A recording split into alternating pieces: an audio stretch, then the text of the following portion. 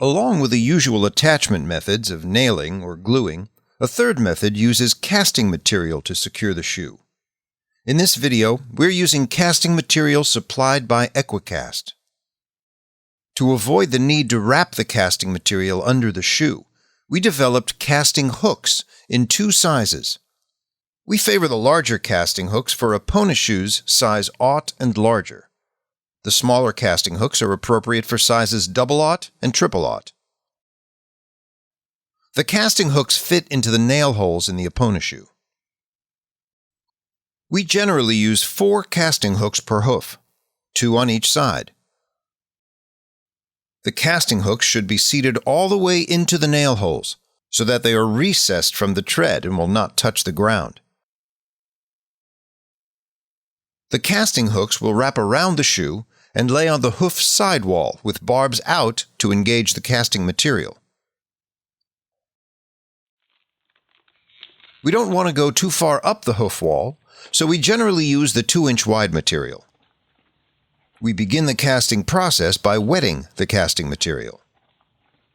Soak the roll in water for about 15 seconds.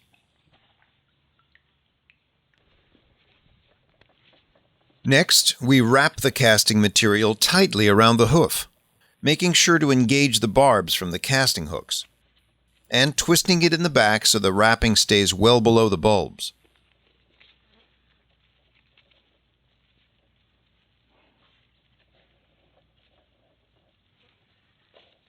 We generally glue the shoe first prior to casting, but some users report using no glue at all and have success with only the casting system to secure the shoe. We're not sure that casting is a good means of attachment for the long term. We tend to use it for a shoeing or two, but not more. If the natural conformation of the hoof is splayed, then it's probably better suited to be cast, as the casting can help to keep it from splaying further. But for a normal or a 2 upright hoof, long-term casting may not be a good idea. Note that we don't use any glue on the hoof wall. The only thing making contact with the wall is the casting material. Use a small sponge to add more water as needed.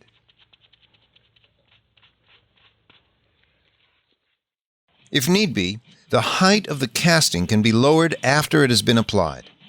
Just use care so as not to score the hoof wall.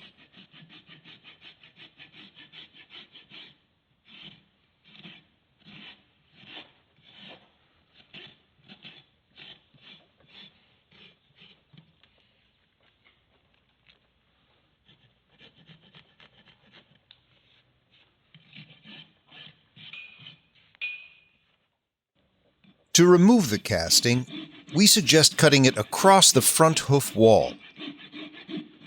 It may be tempting to cut it back near the bulbs, but if you attempt that, take special care to avoid damage to soft tissues.